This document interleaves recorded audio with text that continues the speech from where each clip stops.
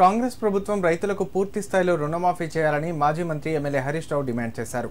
రైతులు ఆరుగాలం కష్టపడి పండించిన అన్ని పంటలకు బోనస్ ఇవ్వాలని, ప్రతి గింజను ప్రభుత్వం కొనుగోలు చేయాలన్నారు. ముఖ్యమంత్రి రేవంత్ రెడ్డి పాలన అంతా సగం సగం, అంతా ఆగమాగమని విమర్శించారు హరీష్ రావు.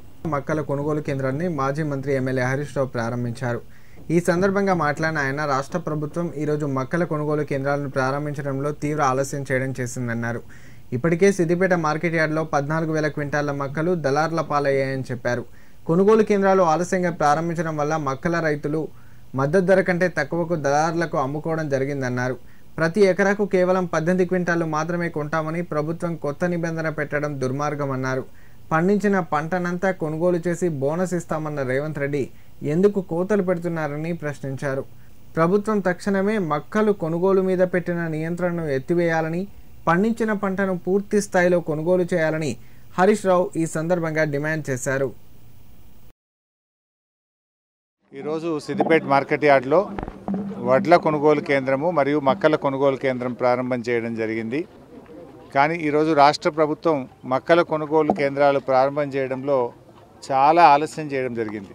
ఇప్పటికే సిద్దిపేట మార్కెట్ యార్డ్లో 14,000 క్వింటాళ్ల మక్కలు దళార్లకు, మధ్యవర్తులకు అమ్ముకోవడం జరిగింది.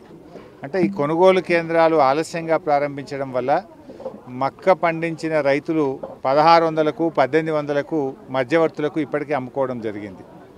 పైగా ఇప్పుడు మళ్ళీ కొత్త నిబంధన ఏం పెడుతున్నారంటే, ప్రతి ఎకరాకు కేవలం 18 క్వింటాలు మాత్రమే కొంటామంటున్నారు. జనరల్గా రైతు 25 నుంచి 30 క్వింటాల మక్కలు పండిస్తాడు. అంటే 18 క్వింటాల మక్కలే మేము మద్దతు ధరకు కొంటాము, మిగతా మక్కలు బయట అమ్ముకోండి అంటే మళ్ళీ 1,600లకు అమ్ముకోవాలి కదా. నేను ముఖ్యమంత్రి రేవంత్ రెడ్డిని డిమాండ్ చేస్తూ ఉన్నా, పండిన పంటంతా కొంటామన్నారు, బోనస్ ఇస్తామన్నారు, మళ్ళీ ఎందుకు ఈ కోతలు పెడతా ఉన్నారు? రేవంత్ రెడ్డి గారు, ఇవాళ ఈ రాష్ట్రంలో ఏ మక్క రైతుని అడిగినా కూడా 25కు తక్కువ ఏ రైతు కూడా పండదు. 25 నుంచి 30 క్వింటాల మక్కలు పండుతాయి. కానీ మీరు ఇలా 18 క్వింటాలే కొంటామంటే మరి మీద ఉన్నటువంటి ఆ 10-12 క్వింటాలు ఎక్కడ అమ్ముకోవాలి? అది తక్కువ ధరకు అమ్ముకోవాలన్నా? ఇదేమి నియమ నిబంధనలు?